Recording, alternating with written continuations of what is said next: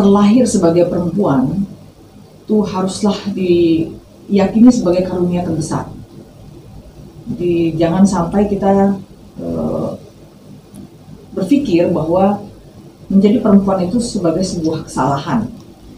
Karena ini terkait dengan keimanan. Menjadi perempuan itu salah satu bentuk takdir Allah yang tidak bisa kita rubah.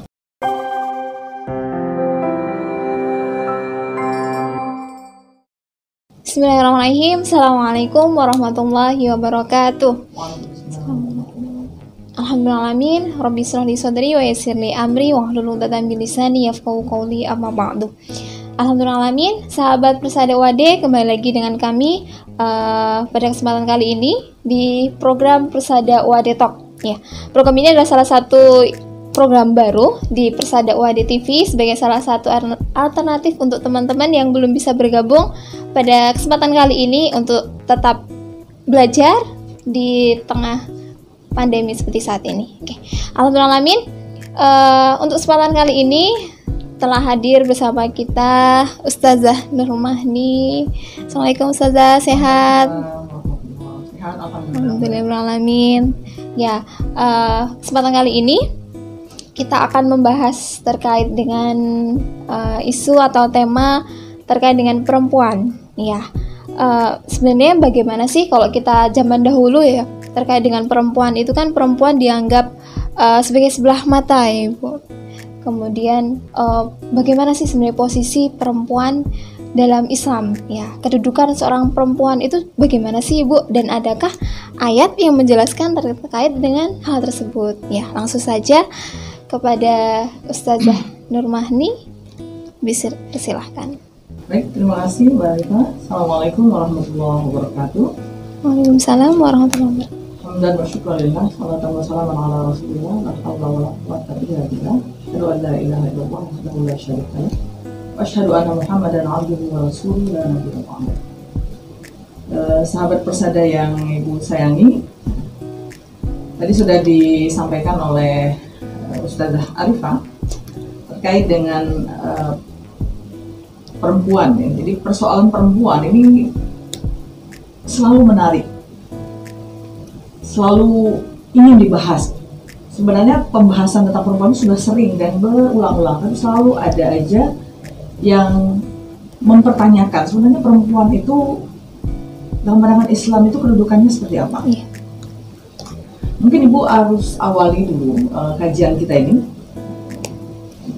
Persada Talk ya. Iya. Dengan satu pernyataan begini, mungkin Ananda semua, terutama yang putri khususnya, itu harus mengawali ya, kesadaran keperempuannya dengan rasa syukur yang besar. Jadi terlahir sebagai perempuan itu haruslah diyakini sebagai karunia terbesar. Jadi jangan sampai kita berpikir bahwa menjadi perempuan itu sebagai sebuah kesalahan. Karena ini terkait dengan keimanan. Menjadi perempuan itu salah satu bentuk takdir Allah yang tidak bisa kita rubah. Jadi kesadaran itu yang perlu dihadirkan pertama. Jadi bersyukur Allah melahirkan kita ke dunia ini dalam format perempuan. Iya. Tapi apa supaya semuanya menjadi jelas, kita perlu sampaikan bahwa dalam pandangan Islam perempuan itu dipandang sebagai makhluk yang sangat mulia. Kalau dilihat nanti sejumlah ayat itu ya, semua pembicaraan tentang perempuan itu positif. Jadi hampir tidak ada pembicaraan negatif tentang perempuan, kecuali pada kasus-kasus ketika Al-Quran membahas profil perempuan. Nah itu ada. Misalnya dalam hal ini ketika membahas profil istri Nabi Lut, kemudian profil istri Abu Lahab, itu negatif, tapi enggak. Nah, yang pertama sebagai bukti bahwa Al-Quran itu atau Islam itu mengangkat atau menempatkan perempuan pada posisi yang mulia adalah menjadikan salah satu dari 114 surah Al-Quran itu dengan nama An-Nisa, yang berarti perempuan. Itu yang pertama, dalil yang tidak bisa dibantah itu. Ya bisa dicari, dari 114 surat itu tidak ada satupun surat yang berjudul ar-rijal. Yang kedua, ada banyak sekali ayat dalam Al-Quran itu yang menjelaskan persoalan-persoalan keperempuanan. Walaupun ada surah khusus An-Nisa, tapi pembicaraan tentang perempuan tidak hanya berhenti pada surah itu.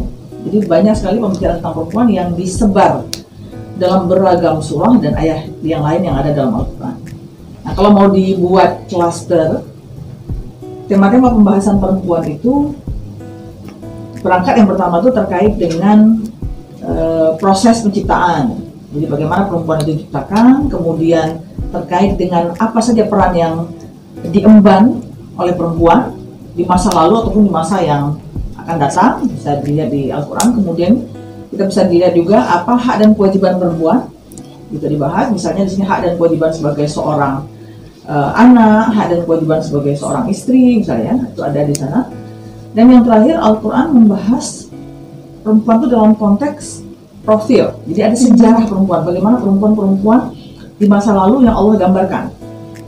Perempuan yang menjadi penguasa ada, perempuan yang menjadi penggembala ada. Jadi ada beberapa kisah perempuan yang dibahas secara spesifik dalam wujud tokoh, baik yang ceritanya bisa kita jadikan teladan atau hanya cukup kita jadikan ibrah.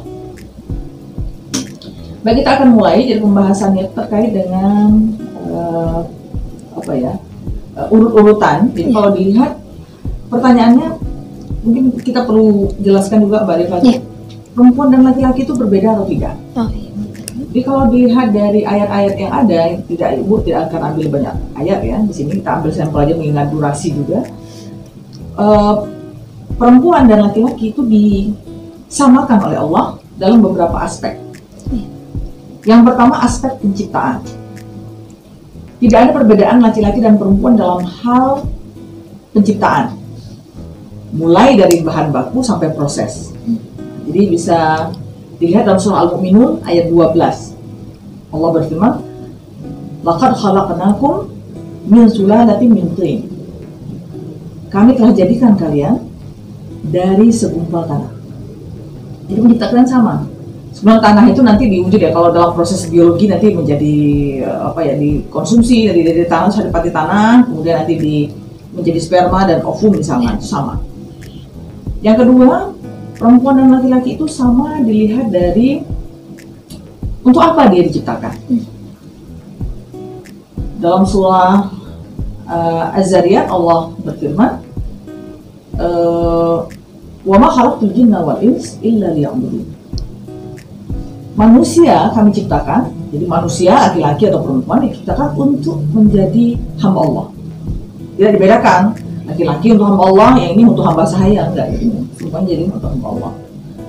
Kemudian ada juga dalam ayat yang lain Allah menjelaskan apa tugas manusia itu apa, baik laki-laki dan perempuan, tidak dibedakan, tugasnya sama. Jadi Allah menjelaskan tugas manusia, laki-laki dan perempuan itu adalah untuk beramal soleh. Man amala salihan min dzakarin wa unsa falanuhyiyannahu hayatan thayyibah. Jadi laki-laki dan perempuan, kalau dia beriman, dia beramal soleh, maka kami akan memberikan mereka itu kehidupan yang baik. Jadi sama. Dan yang terakhir yang sama itu adalah kedudukan. Dan di mata Allah itu mulia atau tidaknya seorang manusia tidak ditentukan berdasarkan jenis kelamin. Laki-laki lebih mulia, meskipun dalam konteks sosial kadang-kadang terlihat ya, bisa terlihat laki-laki itu kayaknya lebih dimuliakan. Ini yang buat kadang-kadang perempuan jadi suka bad feeling ya, masa tuh kok minder. Misalnya dalam konteks kalau ada acara makan, ya mungkin bisa diperhatikan. Maksudnya yang ditawarin pertama tuh silakan Pak. Nggak pernah tuh untuk ibu dulu ya. Syukur kadang-kadang dalam buat acara tuh ada dibuat meja khusus laki-laki perempuan, jadi mesti setara. Tapi seringnya tuh yang persidangan pertama mesti bapak-bapak. Lalu di sisi Allah enggak. Laki-laki dan perempuan sama dalam hal apa? Ketakwaan. Di inna akramakum indallahi atqakum. Manusia yang paling mulia di sisi Allah tuh yang paling takwa. Laki-laki atau perempuan sama. Kalau perempuan dia lebih takwa, maka dia lebih mulia di sisi Allah dibanding laki-laki. Begitu pula sebaliknya. Kalau laki-laki itu lebih bertakwa, maka dia lebih mulia di sisi Allah. Jadi ketakwaanlah yang membedakan posisi seseorang itu di sisi Allah, tidak jenis kelaminnya. Mungkin itu ya, itu persamaannya. Sedangkan perbedaannya dalam Al-Quran itu hanya disebut satu kali. Dalam surah Al-Imran ayat 3. Dalam kasus ketika ibu Maria melahirkan dan dia agak kecewa karena maksudnya kecewa gini, karena berharap itu laki-laki tapi kemudian perempuan. Allah langsung dalam tanda petik seperti menegur ya. Teguran mengatakan ini, laisa dzakaru wal unsa. Perempuan tidak sama dengan laki-laki. Memang perempuan tidak sama dengan laki-laki, tapi perbedaannya itu hanya pada batas fisik saja. Ya, dengan sangat gampang kita bisa membedakan laki-laki dan perempuan dari fisiknya gitu. Kalau laki-laki seperti ini, perempuan seperti itu gitu ya. Dan hanya itu. Yang lain sama sekali tidak ada perbedaan. Jadi kalau dilihat, jadi dalam pandangan Islam itu sangat positif. Sehingga menurut Ibu, perempuan-perempuan muslimah itu tidak perlu lagi mempersoalkan. Jadi kalau merujuk kepada Al-Quran dan juga hadis-hadis Rasulullah, kita akan merasa sangat beruntung malah menjadi perempuan. Karena begitu posisi kita itu dimuliakan, begitu diperhatikan. Jadi persoalannya kenapa kemudian muslimah ini tanda petik mempertanyakan, apalagi dalam konteks menyayangkan ajaran Islam itu mungkin lebih karena pengaruh pemikiran-pemikiran yang berkembang belakangan.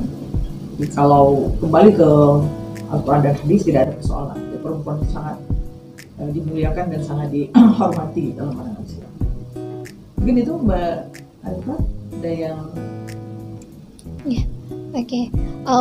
Tadi Ibu kan sedikit menyinggung terkait dengan hak dan kewajiban ya Ibu. Mungkin tadi bisa disampaikan sebenarnya seperti apa sih hak sebenarnya seorang perempuan dan laki-laki dan kewajibannya mungkin perbedaannya. Kalau secara umum itu tidak ada bedanya Mbak. Seperti yang tadi Ibu sampaikan, kewajiban perempuan dan laki-laki itu sama, yaitu beramal soleh. Mereka wajib beriman dan beramal soleh. Jadi tidak ada yang beda. Tapi dalam konteks tertentu misalnya dibedakan ya. Misalnya dalam konteks suami istri, peran suami dan istri itu beda. Dalam hal-hal yang sifatnya sosial, muamalah itu ada juga berbeda. Misalkan dalam konteks yang sering dipersoalkan itu warisan sebagai anak, misalkan dapat warisan perempuan lebih sedikit atau setengah dari bagian laki-laki, itu misalkan haknya gitu ya. Itu beda. Tapi begitu pun menurutku secara umum ya, kita tidak perlu terlalu fokus pada perbedaan-perbedaan seperti itu. Kenapa? Karena itu menyita energi juga ya, menguras energi, menyita waktu, dan itu tidak penting menurut Ibu. Karena begini, kita harus lihat garis besarnya, yang menetapkan hukum itu Allah. Dengan keyakinan penuh bahwa Allah itu maha mengetahui, maha bijaksana, itu tidak perlu melakukan ketetapan Allah. Kenapa Allah memberikan hak laki-laki lebih besar dari perempuan? Itu mesti dengan pertimbangan-pertimbangan yang sudah sangat bijak. Jadi kita tidak perlu mempersoalkan. Walaupun bisa dilihat alasan-alasan argumentatif, rasional untuk menjelaskan kenapa perempuan dapat bagian lebih sedikit. Tapi secara umum kalau Ibu boleh mengajak, mari yang kita besarkan atau yang kita kedepankan itu keyakinan bahwa ketika Allah memutuskan sebuah persoalan yang tertulis secara jelas di dalam kitab yang diturunkan, kita harus yakin bahwa kebijakan-kebijakan itu sudah tepat. Nah, tinggal mungkin bagaimana kita memahami. Ketika kita memahami dengan keimanan, dengan akal sehat, insya Allah yang kita dapatkan itu hikmah. Jadi kalau kita ingin kita kedepankan rasionalitas yang tidak pada tempatnya, maka yang muncul tadi kekecewaan, gitu ya. Kemudian sikap bahwa perempuan didiskriminasi dan lain-lain. Mungkin itu. Jadi cara pandang terhadap ayat itu cara tafsir ya, yang mungkin dipakai dengan sudut pandang yang berbeda, itu yang berbeda. Jadi kalau boleh dalam konteks ini Ibu menghimbau, jadi mungkin para muslimah khususnya sahabat persada itu untuk lebih fokus pada bagaimana mengoptimalkan potensi-potensi yang Allah sudah berikan kepada kita sebagai seorang perempuan. Bukan tidak boleh, silakan. ingin mendalami, mengelaborasi bagaimana Islam menempatkan perempuan. Tapi yang paling penting daripada mempersoalkan kenapa perempuan diperlakukan sepertinya lebih rendah dari laki-laki, maka lebih fokus pada bagaimana mengoptimalkan potensi yang kita miliki. Agar kita bisa tadi menjadi orang yang paling mulia di sisi Allah. Itu jauh lebih penting daripada hanya meratapi nasib yang kayaknya. Ya, jadi kenapa saya itu tidak lebih baik daripada menemukan apa keunggulan yang bisa saya kembangkan, dan itu kemudian dijadikan sebagai modal atau aset yang bisa menjadikan kita sebagai makhluk paling mulia di sisi Allah meskipun kita perempuan. Baik, tadi sudah disampaikan dari beliau. Jadi untuk perempuan, sahabat Persada UAD, jangan merasa minder ya. Kita ubah mindset kita ya Ibu, bahwa kita itu sebenarnya sama dengan laki-laki. Yang membedakan adalah tingkat ketakwaan kita, seperti itu. Jadi mari bersama-sama kita berlomba-lomba dalam ketaatan untuk mendapatkan ridho dan menjadi manusia yang bertakwa, seperti itu. Baik, nanti teman-teman sahabat Persada UAD, ketika nanti ada mungkin hal yang masih mengganjal, silahkan bisa menghubungi di nomor official Persada atau nanti bisa di kolom komentar, dan jangan lupa untuk like, comment, and subscribe agar kami terus berusaha untuk berkembang dan tetap bermanfaat untuk semuanya. Kami sampaikan terima kasih Ustazah Nurmahni, ilmunya yang sangat bermanfaat untuk kita. Jadi kami mohon maaf apabila banyak kesalahan. Kami akhiri. Billahi fi sabilil haq fastabiqul khairat. Assalamualaikum warahmatullahi wabarakatuh.